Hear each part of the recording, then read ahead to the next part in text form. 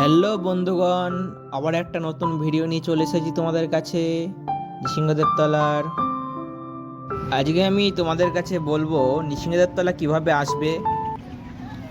যদি কেউ কলকাতা থেকে আসতে চাও তাহলে কলকাতা থেকে কৃষ্ণনগর লোকাল ধরে কৃষ্ণনগর স্টেশনে নেমে ওখান থেকে অটো বা টোটো ধরতে হবে, মানে রোড স্টেশন পর্যন্ত। দেখবে অটো থেকে নেমে ঠিক একটা বাঁ দিকে রাস্তা চলে গেল নবদ্বীপ টাউনের দিকে। ওই দিকে দেখবা অনেক টোটোও দাঁড়িয়ে থাকে, আবার কিছুক্ষণ ওখানে দাঁড়ালে বাসও পেয়ে যাবে। 10 টাকা ভাড়া নেবে, বলবে নৃসিংহদেবতলা নামবো, ঠিক নৃসিংহদেবতলা মন্দিরের সামনে নামিয়ে দেবে। এরপরেও যদি বুঝতে না পারো তাহলে অবশ্যই কমেন্ট করো, আমি আরও ভালো করে বুঝিয়ে দেবো। এবার বলি এখানে কি কি পুজো হয়। এখানে দুধ দিয়ে পরমান্ন পুজো হয়, আবার সন্দেশ দিয়ে পুজো হয়। এখানে তুমি তোমার বইয়ে কিছু আনতে হবে না, এখানে তুমি সব কিছু পেয়ে যাবে। এই যে এখানে তোমাদের নিয়ম সব লেখা আছে, কখন আসতে হবে, কি কি লাগবে, মিষ্টি, চাল, চিনি, দুধ সব এখানে তুমি পেয়ে যাবে। সেই জন্য শুধু তোমাদের মোটামুটি 10টার মধ্যে এখানে চলে আসলেই হবে। যদি তোমরা এখানে দুধ দিয়ে পুজোতে চাও তাহলে তোমাদের একটু আগে আসতে হবে, কারণ সামনে মিষ্টির দোকান আছে, মিষ্টির দোকানে একটুখানি আগে থেকে দুধ বললে একটু সকাল সকাল পাওয়া যাবে আর কি। এখানে মোটামুটি 60 টাকা লিটার দুধ নেয়, তার সাথে চিনি দিতে হয়, চাল দিতে হয়, কাজু কিশমিশ দিতে হয়।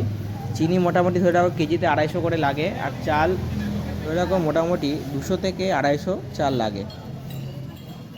আর সন্দেশ পুজো দিতে গেলে মোটামুটি তোমায় 1টার মধ্যে আসতে আসতে পারলেই হবে, কোনো অসুবিধা নেই। তার যেটা ইচ্ছা সে সেটা পুজো দেবে। আর ভিডিওটি অবশ্যই ভালো লাগলে, কাজের মনে হলে অবশ্যই একটা লাইক করে দেবে, আর চ্যানেলে যদি নতুন হয়ে থাকো অবশ্যই এটা সাবস্ক্রাইব করে দেবে, এবং প্রচুর প্রচুর শেয়ার করে দাও যাতে সবাই এখানে আসতে পারে এবং পুজো দিতে তাদের মনস্কামনা পূর্ণ করতে পারে।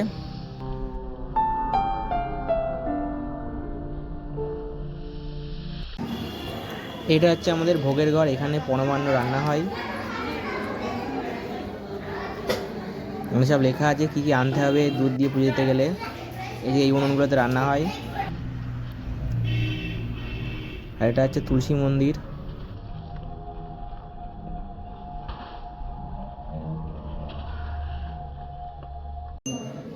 এই আমি যখন গিয়েছিলাম তখন বাবার পুজো চলছিল, বাবাকে ফুলে সাজিয়ে খুব সুন্দর লাগছে। সবাই কমেন্টে লেখো জয় বাবা নৃসিংহদেব, এবং ভিডিওটা প্রচুর প্রচুর শেয়ার করে দাও যাতে সকলে দেখতে পারে এবং এখানে পুজো দিতে আসতে পারে।